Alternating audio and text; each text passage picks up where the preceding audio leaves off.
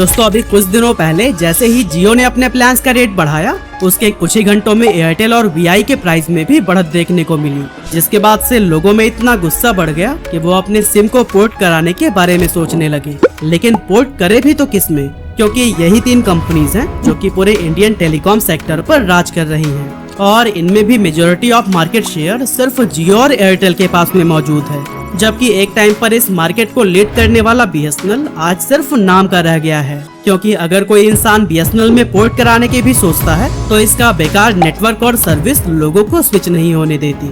ऐसे में आप जरूर सोच रहे होंगे कि क्या इस टाइम पर कोई ऐसा प्लेयर है जो मार्केट में मजबूती से आकर जियो और एयरटेल को पीछे कर सके, क्योंकि फिलहाल एज अ कंज्यूमर हमें एक नई और किफायती टेलीकॉम कंपनी की जरूरत है। वैसे आपको बता दें कि एयरसेल के पास अभी भी 22 सर्कल्स में अनयूज्ड स्पेक्ट्रम बचे हुए हैं, जिसके चलते मार्केट में एयरसेल के कमबैक की चर्चा भी जोरों पर है। पर सवाल यह है कि अब अगर कोई नई कंपनी मार्केट में आती भी है तो क्या वो जियो और एयरटेल के सामने टिक पाएगी?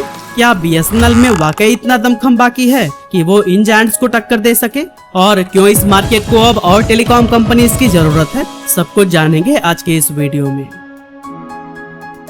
तो दोस्तों जब जियो हमें फ्री डेटा और कॉल ऑफर कर रहा था तब हमने इसका खूब मजा लिया। हालांकि बाद में जब उसने फ्री ऑफर को हटाकर पेड कर दिया तब भी लोगों ने अपने माइंड को ऐसे एडजस्ट कर लिया कि कभी न कभी तो ये होना ही था। और हाँ, जियो की वजह से ही उस टाइम पर मौजूद बाकी की कंपनीज को भी अपने रेट काफी डाउन करने पड़ गए थे। लेकिन अब अचानक 25% तक की बढ़त एक आम आदमी के बजट पर काफी भारी पड़ रहा है। और जब जियो ने प्राइस इंक्रीज कर दिया तो फिर एयरटेल और वीआई भी कैसे पीछे रहते। अब बेसिकली मार्केट के अंदर वीआई का तो कोई खास मुकाम है नहीं, पर जियो और एयरटेल ने साथ मिलकर एक डुओपोली क्रिएट कर ली है। और हालात यह है कि आज के टाइम पर अगर वो 5 गुना प्राइस भी बढ़ा देना तो भी हम कुछ भी नहीं कर सकते। हाँ, आज से 10 साल पहले की टेलीकॉम इंडस्ट्री पर नजर डालें तो वो बिल्कुल अलग थी, क्योंकि उस टाइम पर Airtel, Vodafone idea, Reliance communication, Tata Docomo, BSNL, Aircel, Uninor, Videocon और एमटीएनएल जैसी कई सारे नेशनल और इंटरनेशनल कंपनीज मौजूद थी जो अपने अपने एरिया के अंदर उस समय के हिसाब से बहुत अच्छी सर्विस प्रोवाइड कर रही थी। और इतने सारे प्लेयर्स होने की वजह से मार्केट में एक फेयर कंपटीशन हुआ करता था। लेकिन सवाल ये उठता है कि 10 साल पहले अगर मार्केट में इतनी सारी टेलीकॉम कंपनीज मौजूद थी तो फिर आज सिर्फ 4 ही क्यों रह गई हैं? आखिर इन बाकी कंपनीज के पीछे की बर्बादी का रीजन क्या है? असल में दोस्तों इन कंपनीज के बंद होने के पीछे वैसे तो कई सारे रीजंस हैं, लेकिन सबसे पहला है 2G स्पेक्ट्रम स्कैम, जो कि देश के सबसे पॉपुलर स्कैम्स में से एक है। एक्चुअली 2008 में डॉट यानी कि डिपार्टमेंट ऑफ टेलीकम्युनिकेशन ने 2G स्पेक्ट्रम को एलोकेट करने का काम शुरू किया था।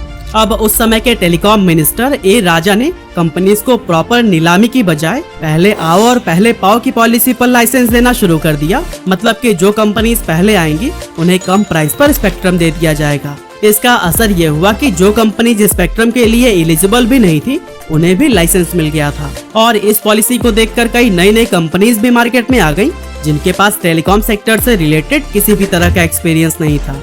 आगे चलकर साल 2010 में जब controller and auditor general of India यानी कि CAG ने एक रिपोर्ट पब्लिश की तो फिर उसमें बताया गया था कि आखिर कैसे ये पूरा स्कैम हुआ है और किस तरह से इस स्कैम की वजह से सरकार को 1,76,000 करोड़ रुपए का नुकसान हो गया है।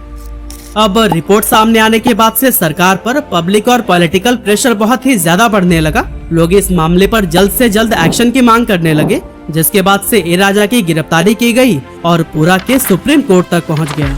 सुप्रीम कोर्ट ने मामले की तह तक जाने के बाद से 2 फरवरी 2012 को अपना फैसला सुनाते हुए कहा कि ये एलोकेशन पूरी तरह से असंवैधानिक है, जिसमें अधिकारियों ने खूब मनमानी की है और अपने पावर का गलत इस्तेमाल किया है। और दोस्तों कुछ इसी तरह से 122 स्पेक्ट्रम लाइसेंस को कैंसिल कर दिया गया, जिसके बाद से कई सारे टेलीकॉम कंपनीज पर हमेशा के लिए ताला लग गया। और इनमें यूनिनॉर, यूएई के एतिसलात डीबी, रशियन कंपनी सिस्टेमा और सत्यम ग्रुप की ज्वाइंट वेंचर से बनी एमटीएस जैसी बड़ी बड़ी कंपनी शामिल थी। लेकिन दोस्तों उस टाइम तक सिचुएशन इतनी भी बुरी नहीं थी जैसे कि आज है, क्योंकि 2G स्कैम के बाद भी टेलीकॉम सेक्टर में Airtel, Vodafone idea, Reliance, Tata Docomo जैसी कंपनीज मौजूद थी, जिस वजह से लोगों के पास अभी भी मल्टीपल ऑप्शंस अवेलेबल थे। सुप्रीम कोर्ट के फैसले के बाद से गवर्नमेंट ने स्पेक्ट्रम को दोबारा से एलोकेट करने का सिलसिला शुरू किया और इसके लिए सही तरीके से नीलामी कराई गई, जो कि बहुत ही ज्यादा कॉम्पिटिटिव थी और इसी वजह से स्पेक्ट्रम के प्राइसेस भी काफी हाई बिड किए गए। अब दोस्तों टेलीकॉम कंपनीज के पास स्पेक्ट्रम को महंगे दाम पर खरीदने के अलावा और कोई ऑप्शन नहीं बचा था, इसीलिए उनके ऊपर काफी फाइनेंशियल बर्डन पड़ गया। इवन ज्यादातर कंपनीज को तो स्पेक्ट्रम खरीदने के लिए लोन लेना पड़ा, लेकिन इसके बाद से हाई डेट और फाइनेंशियल प्रेशर की वजह से टेलीकॉम कंपनीज को अपने ऑपरेशंस को रन करने में काफी प्रॉब्लम का सामना करना पड़ा। अब दोस्तों ये सभी टेलीकॉम कंपनीज इन दिक्कतों से अभी जूझ ही रहे थे कि 5 सितंबर 2016 को जियो लॉन्च हो गया, जिसके आते ही पूरे टेलीकॉम सेक्टर का मानो नक्शा ही बदल गया। क्योंकि जिस समय हर कंपनी 3G सर्विस प्रोवाइड करने में लगी हुई थी, तब जियो ने 3.5 लाख करोड़ रुपए खर्च करके इंडिया में हाई स्पीड 4G नेटवर्क को इंट्रोड्यूस किया, वो भी बिल्कुल फ्री में।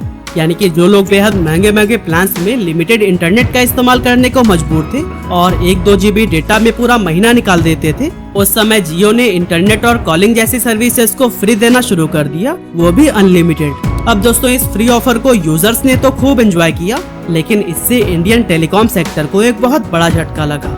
जियो ने 6 महीने तक अपने सभी सर्विसेज को बिल्कुल फ्री रखा और जब प्लान भी इंट्रोड्यूस किए गए तो वो बहुत सस्ते थे, जिसके बाद न चाहते हुए भी बाकी कंपनीज को अपने प्राइस कम करने पड़ गए। जियो की इस स्ट्रैटेजी की वजह से फाइनेंशियली वीक कंपनीज बहुत बड़े बड़े कर्जे में डूब गई और टाटा डोकोमो, एयरसेल और इन जैसी कई सारी कंपनीज को तो बैंकरप्सी डिक्लेयर करनी पड़ गई। अब मार्केट में सिर्फ 5 टेलीकॉम कंपनीज ही बची थी, जियो, एयरटेल, वोडाफोन, आइडिया और BSNL। अब चूंकि एयरटेल फाइनेंशियली काफी स्ट्रॉन्ग था, इसीलिए जैसे तैसे करके सरवाइव कर गया और आज वही एकमात्र ऐसी कंपनी है जो कि जियो के सामने मजबूती से खड़ी है। 2018 में फाइनेंशियल प्रेशर और हाई कंपटीशन को देखते हुए वोडाफोन और आइडिया ने एक दूसरे के साथ में मर्ज होने का फैसला किया और फिर 31 अगस्त 2018 को वोडाफोन आइडिया लिमिटेड नाम की एक कंबाइंड एंटिटी बनाई गई, जिसे कि आज हम VI के नाम से जानते हैं। और दोस्तों इस मर्जर के बाद से इन दोनों कंपनीज को थोड़ी मजबूती तो जरूर मिली, लेकिन सिर्फ कुछ ही समय के लिए, क्योंकि साल 2019 में कोर्ट का एक ऐसा फैसला आया कि VI के ऊपर 58,254 करोड़ रुपए का बकाया हो गया। एक्चुअली 1999 में गवर्नमेंट ने एक ऐसा रूल बनाया था जिसके तहत सभी टेलीकॉम कंपनीज को अपने रेवेन्यू का 8% लाइसेंस फी के रूप में देना पड़ता है। रूल्स के अकॉर्डिंग कंपनीज को टेलीकॉम और नॉन टेलीकॉम सर्विसेज दोनों से ही आने वाले रेवेन्यू का 8% लाइसेंस फी के रूप में देना होता है। लेकिन दोस्तों यहाँ पर टेलीकॉम कंपनीज का कहना था कि लाइसेंस फी सिर्फ टेलीकॉम सर्विस से अर्न होने वाले रेवेन्यू पर लगनी चाहिए, इसीलिए वो उन पैसों को लाइसेंस फी के तौर पर नहीं देंगे जो कि नॉन टेलीकॉम सर्विसेज से आ रहे थे। हालांकि दोस्तों अक्टूबर 2019 में जाकर कोर्ट ने यह फैसला सुनाया कि जैसा रूल्स पहले से ही डिफाइन किया गया है, उसी के अकॉर्डिंग सभी टेलीकॉम कंपनीज को चलना होगा। और दोस्तों इस फैसले का सबसे बड़ा इम्पैक्ट VI पर पड़ा, क्योंकि उसे 58,254 करोड़ रुपए सरकार को चुकाने थे, जो कि बाकी टेलीकॉम कंपनीज के मुकाबले सबसे ज्यादा था। जबकि वहीं जियो 2016 में ही आया था, इसीलिए उसे सबसे कम अमाउंट सरकार को देना पड़ा। अब दोस्तों जियो और एयरटेल ने तो ये पैसे पे कर दिए, लेकिन पहले से ही भारी कर्ज में डूबी VI के लिए इतनी बड़ी रकम का इंतजाम करना एक बहुत बड़ी चुनौती बन गया था। और दोस्तों इस बकाया रकम के बदले में आगे चलकर सरकार ने फरवरी 2023 में VI के 32% शेयर अपने नाम कर लिए। इस तरह से VI जो जियो और एयरटेल से भिड़ने के लिए एक साथ मिलकर आए थे, वो डेट में फंसते चले गए। इसकी वजह से ये कंपनी फाइनेंशियली और भी ज्यादा वीक हो गई, जिसका असर इनके इंफ्रास्ट्रक्चर पर भी जल्द ही नजर आने लगा। लोगों के बीच में इनकी सर्विसेज को लेकर शिकायतें बढ़ गईं और आखिरकार कंपनी ने अपनी रेपुटेशन खो दी। इसके अलावा telecom regulatory authority of India यानी कि ट्राई के अकॉर्डिंग VI नवंबर 2023 से फरवरी 2024 तक हर महीने 1 मिलियन से भी ज्यादा सब्सक्राइबर्स गंवा रहा था। और इससे साफ है कि VI फिलहाल दूर दूर तक जियो और एयरटेल को टक्कर देता नहीं नजर आ रहा है। ऐसे में क्या BSNL से उम्मीद करना ठीक होगा? क्योंकि जिस तरह से जियो के प्राइस हाइक करने के बाद से लोग BSNL में अपना सिम पोर्ट करा रहे हैं, इससे बहुत से लोगों को लग रहा है कि BSNL इन दोनों की डुओपोली को जड़ से उखाड़ फेंकेगा। लेकिन सच बताऊं, ये BSNL के बस की बात नहीं है, क्योंकि भले ही BSNL के पास एक बहुत बड़ा नेटवर्क बेस है, लेकिन पुराना इंफ्रास्ट्रक्चर होने की वजह से सिग्नल हमें काफी वीक मिलता है। और यही रीजन है कि आज के हाई स्पीड इंटरनेट वाले जमाने में BSNL लोगों को वो एक्सपीरियंस देने में फेल हो जाता है जो कि जियो और एयरटेल दे रहे हैं। इसके अलावा नेटवर्क और टेक्नोलॉजी अपग्रेड्स में भी BSNL बाकी कंपनी से काफी पीछे है, क्योंकि जहां एयरटेल और जियो 5G को लॉन्च कर चुके हैं, वहीं BSNL अभी 4G लाने की तैयारी में लगा है।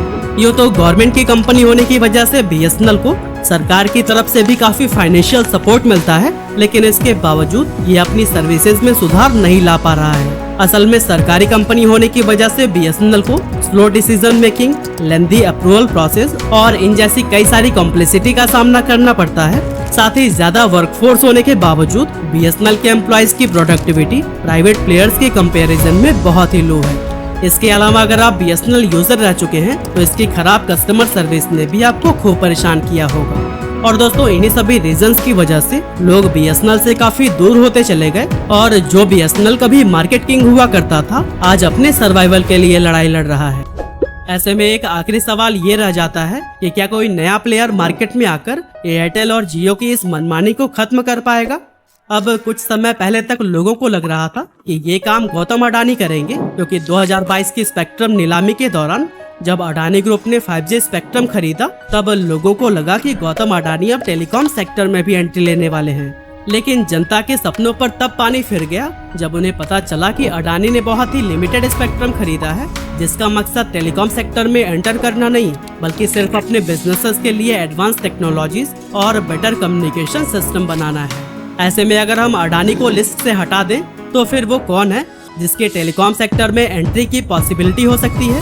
अब इसमें कुछ पुराने प्लेयर्स का भी नाम बार बार सामने आता है, क्योंकि एयरसेल और अनिल अंबानी की रिलायंस कम्युनिकेशन जो जियो के आने के बाद से बंद हो गई थी, उनके पास अभी भी काफी अनयूज स्पेक्ट्रम बचे हुए हैं। ऐसे में अगर ये प्लेयर्स चाहें तो मार्केट में वापसी कर सकते हैं, लेकिन फिर भी मुझे नहीं लगता कि इन दोनों में से कोई भी इस कॉम्पिटिटिव मार्केट में दोबारा स्ट्रगल करने के लिए आएगा, क्योंकि इसके लिए उन्हें कई सारे चैलेंजेस से गुजरना होगा, जो कि किसी भी कंपनी के कमबैक के लिए बहुत ही ज्यादा मुश्किल है। क्योंकि अगर हम वोडाफोन और आइडिया को देखें तो आज से 8 साल पहले ये दोनों टेलीकॉम सेक्टर का एक बहुत बड़ा नाम हुआ करते थे और इनके पास बेहतरीन इंफ्रास्ट्रक्चर और बड़ा कस्टमर बेस था। ऐसे में जब ये दोनों ही स्ट्रगल कर रहे हैं तो फिर एक ऐसी नई कंपनी जिसे सब कुछ ऑलमोस्ट जीरो से शुरू करना है, वो कैसे सरवाइव कर सकेगी? इसीलिए हम यह कह सकते हैं कि इंडिया के टेलीकॉम सेक्टर में नई या फिर किसी भी पुरानी कंपनी के कमबैक के लिए स्पेस लगभग खत्म सा हो गया है और कोई भी नया प्लेयर फिलहाल इस मार्केट में एंटर होता हुआ नहीं नजर आ रहा है। लेकिन दोस्तों, अगर फिर भी कोई एंटर करता है तो उसे हमें पूरा सपोर्ट करना चाहिए, क्योंकि इससे जियो और एयरटेल की डुओपोली तो खत्म होगी ही, साथ ही टेलीकॉम सेक्टर में कंपटीशन बढ़ेगा, जिसकी वजह से बाकी की कंपनीज के ऊपर अपनी सर्विसेज को बेटर बनाने और प्राइस को रिजनेबल रखने का प्रेशर बढ़ेगा। बाकी एयरटेल और जियो के इस प्राइस हाइक और इनके मनमानी के बारे में आपका क्या कहना है, हमें कमेंट करके जरूर बताइएगा।